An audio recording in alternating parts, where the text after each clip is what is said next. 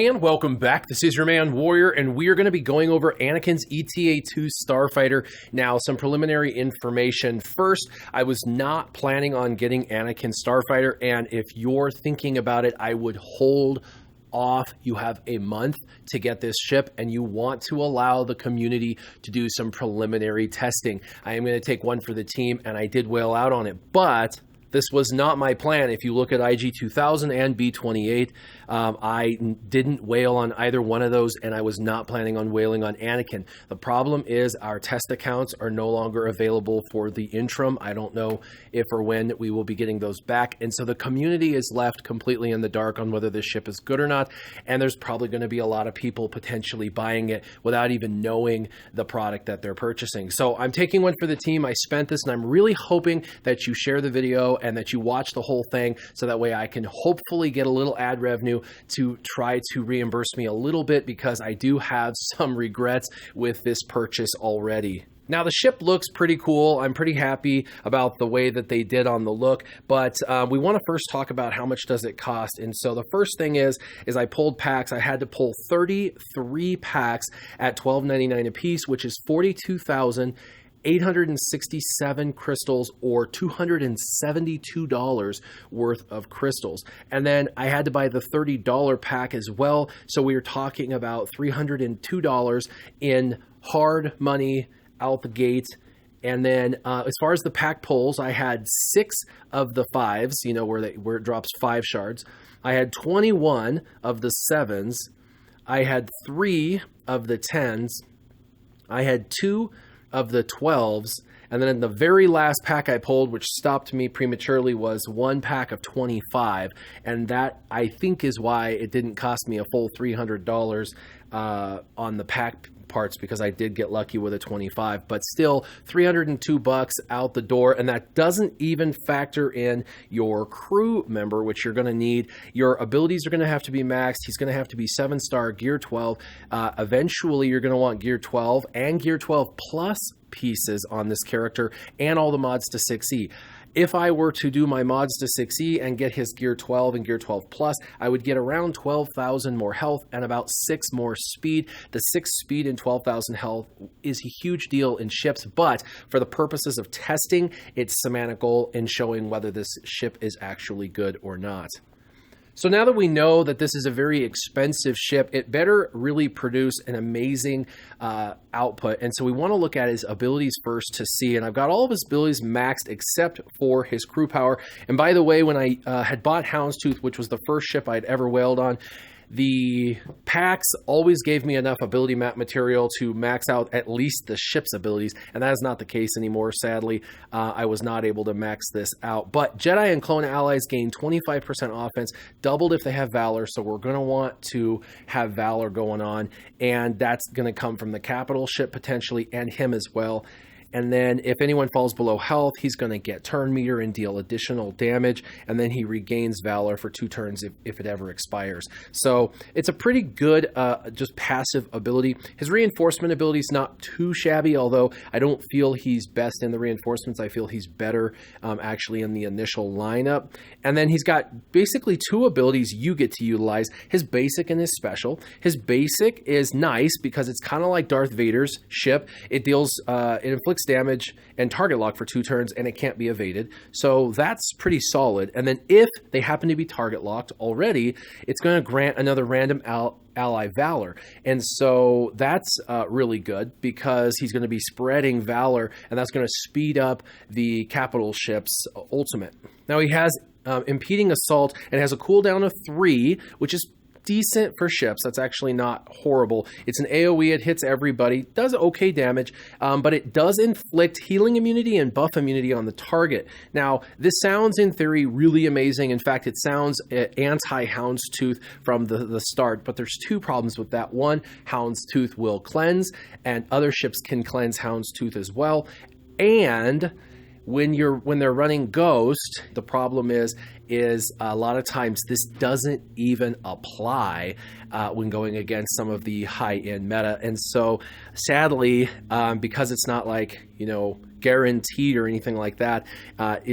You could use it and waste it and then not have it. So you really got to try and get tenacity down first before you try and use this ability. And the AI isn't going to do that. So you know on defense, this is going to be a lesser ability. Now, he is kind of durable. When he does this, he gains 20% protection, and it's stacking for every critical hit, and he gets it for 2 turns. And so if he hits all 3 and crits all 3, he's going to get 60% protection up for 2 turns. That is going to make him more durable, and he's got about the same amount of health and protection as Ahsoka Tano's, Snips, her ship.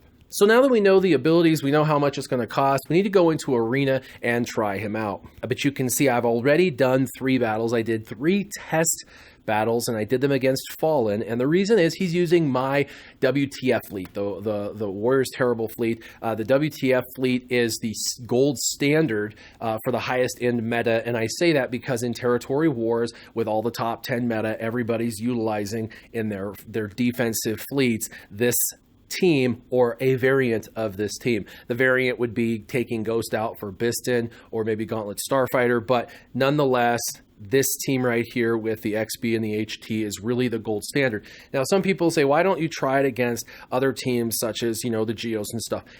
Yes, it will do a little better against some of the lesser teams, but if we're trying to find out if something is strong, we don't want to take it against something that's weak. We want to take it against something that's also strong so we can get a relative comparison. So we're going to go against Fallen because we know this is a gold standard for defensiveness to see if his kit, which in theory is built against HT with that, buff immunity and all of that, will it actually play out the way that it sounds? Because we don't know. So we're going to go ahead and go in. We're going to do a battle against Fallen. His payout isn't yet, so if I start to win the battle, we can withdraw. But I want to do a couple of battles and just showcase him. Now, I've already done battles with a full Galactic Republic lineup. I've done one where I plug and played him into this existing lineup, and I've also used kind of a hybrid Empire Galactic Republic team, and I lost miserably on all 3 levels. So we're just going to go ahead and go in. I'm going to try and play it smart, and we're going to try and see how he does with a Galactic Republic fleet. Now, for the record, if you're wondering, is my mace even worthy? He's gear 12. All these abilities are maxed out, okay? So my endurance is actually OP. It's really good. It's got all the additional things, that it should have. So it's not like I'm taking in trash for this comparison. Okay, so basically this entire lineup is Galactic Republic, except I'm using Darth Vader in the front lineup. What that's going to do is he's a guaranteed target lock as well. That's 2 guaranteed target locks. And so we're going to be able to spread Valor around really fast because with his basic, he'll give Valor if they're target locks. The other thing is Darth Vader's one of the hardest hitting ships in the game, and he has that unavoidable damage. We really need to bring in a durable ship too, and Darth Vader's ship's really durable. Also, I have Cassian in the backup just because he will help me get rid of a bunch of buffs if things start to go south, and he can call an assist, and that's a big deal. But the rest I'm using is Plo because he's Jedi.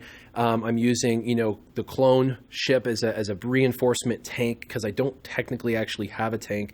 Although Plo and Fives can become kind of tanks through their abilities and Mace's ability to force taunt. And then, of course, I have Snips in the background because she's going to be able to come into the battle and hopefully do some damage.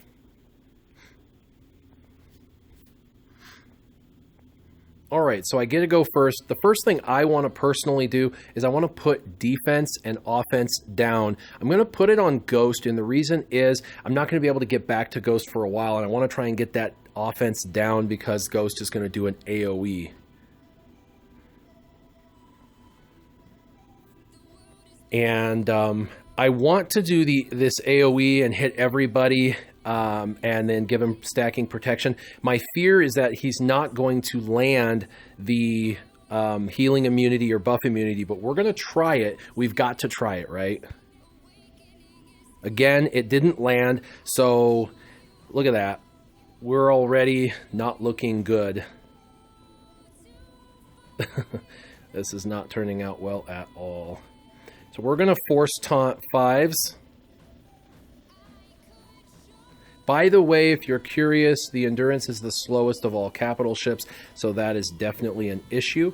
We're going to use a basic, which should target lock, because it's unavoidable, but it didn't. It still got resisted, which it can resist. It just can't evade. And we're going to do a basic, which will put defense down, but it resisted. And the reason why this resisted is occurring is because of Ghost. So this is a genius fleet that I have over there that he's using. And we're really stuck at this point behind these ships. We're not doing so well. And I'm going to go ahead and bring in Plo to try to refresh my team. And I'm going to speed my team up with that ability. And we're going to go ahead and now we got defense down, but he cleansed it. Now I get to use the AoE again. That's pretty good. Let's go ahead and try and apply it now. Still resisted. And we're going to go ahead and force taunt on 5s.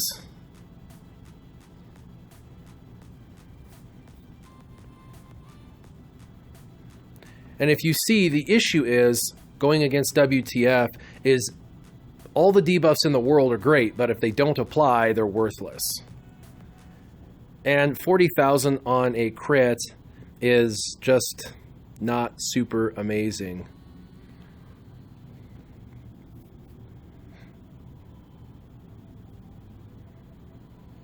And it's all downhill from here. So you can see that Galactic Republic fleet didn't even have a chance. Now, what if we go back to Grand Moff Tarkin, because he's the second fastest fleet. He has provided additional offense for Empire ships, and so for like Darth Vader, he's going to help out, and he's got a great ultimate that will really help out in the end. But we also have Houndstooth in the front lineup, so that way we've got a good tanky ship in the front. And then let's use Snips with him, because we want him to have a little bit of synergy, right, with somebody, and so he's going to be able to provide additional offense for her, and she can strip buffs, and he's supposed to be able to provide this you know, buff immunity and stuff. And then of course in the back lineup we have my original top overpowered lineup, which is, you know, using Phantom, Darth Vader, Cassian, and the brand new, relatively new Lando's Millennium Falcon. So let's try this. Let's go ahead and hit Ghost.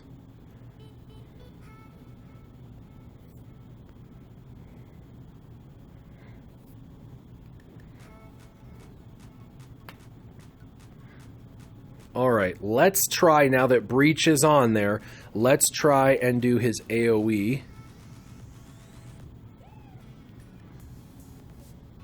Yikes. This is the other thing, is even if you protect the ship with a Taunter, there's so many AoEs on the other side with Ghost and with XB, and they get to use it multiple times, that my ship is already critical. And, I mean, it's target locked, ability blocked, sped down with, you know, Breach on it, and we barely even started the battle. 31,000, let's go ahead and dispel. But he still has taunt, obviously, because I still have a breached ship. So let's bring out my Phantom 2, try and flood the field. Hopefully I can hit really hard and do massive damage. There we go. Looks decent. And let's cleanse on basic. And let's go ahead and let's cleanse her. She got some protection up. Let's go ahead and bring... let's go ahead and bring Cassian, actually, to get rid of all their buffs. And let's go ahead and try and do a massive attack. 45,000 and 24,000. Let's ability block him.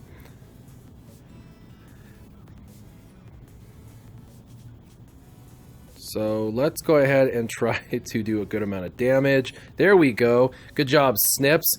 Now the problem is the 2 AoE ships are our problem, so we want to go after them, although we have to sadly worry about the other ships because of taunt. Super annoying. Bam! The target lock is nuts. Let's go ahead and breach. Or not. And it's falling apart. Everybody stealth. Yeah. So this is over before it started. Anyway, this is now the 5th battle of multiple variants that I've done, and I just currently don't see the ship as worth it. If it's a ship you're thinking about getting, I would hold off for now. I don't really feel like the ship is worth it, which is sad, but there is a full month, and if we find the right composition and we find in testing the right ship for you, then I would highly suggest buying it down the road once we find that right composition. But for now, I definitely don't feel like this ship is worth it. It would be of my opinion to tell you guys to hold off for now. The packs have a full month, so you don't have to worry about going all in right away, and it does not seem to be meta changing or even meta defining. As always, if you have any ideas for different comps you'd like to see Anakin Starfighter in, leave them in the comments down below, and keep your gaming on. Warrior out.